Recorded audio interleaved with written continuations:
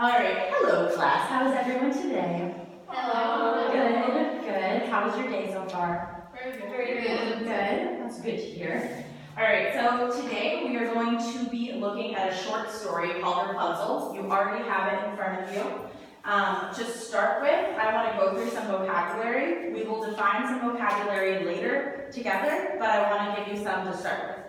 So the first one is going to be in chunk 2, so go ahead and look on your paper and find chunk 2 and find highlighted the word rampion. Can you say that after me? Rampion? Rampion. Good, very good.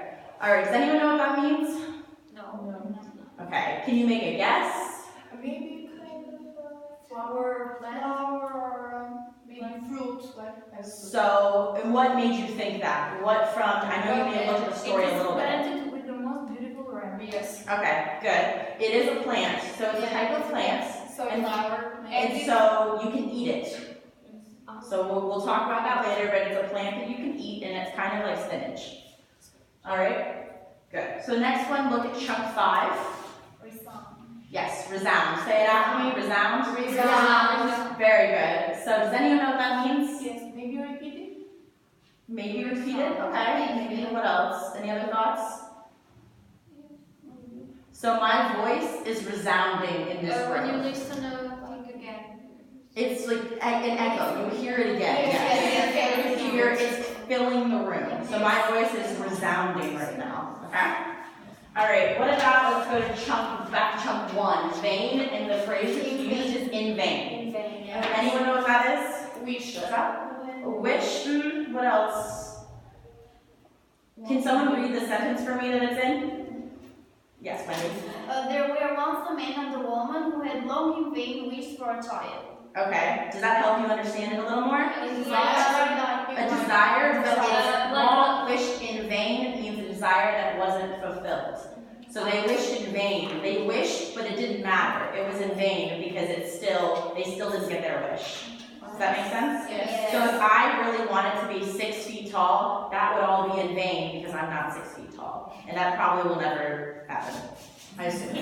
All right, so, and let's go to chunk 7, scheme, and it's on the second page. Yes. Found it? Yes. All right, perfect. Does anyone know what that one means?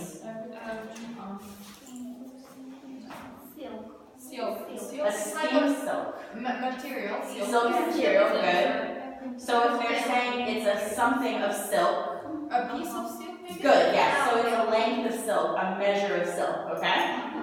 Perfect, well done. Very, very good. So now that we've done that, I want to talk to you a little bit about characterization. Does anyone know what characterization is? Okay, so characterization is going to be the way that an author uses techniques in writing to get the reader to understand who a character is. What they're like, what they look like, what they feel, what their thoughts are, things like that. So what are some ways that an author gets us to know a character? The way how they're described. The way it describes a character, okay. Do you mean outside appearance or? Both. Both, okay.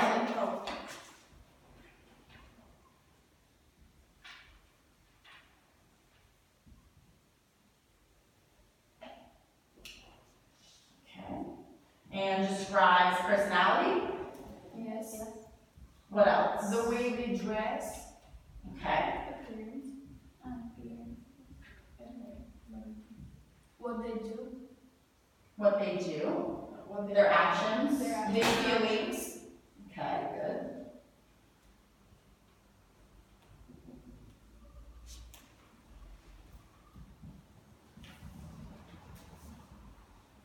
Very nice. Any others?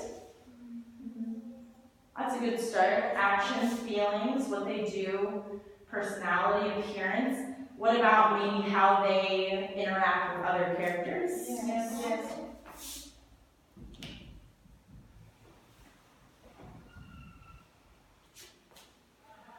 Very good. All right. And also, what's the other thing? What am I doing right now? Yes. So what they say. Dialogue.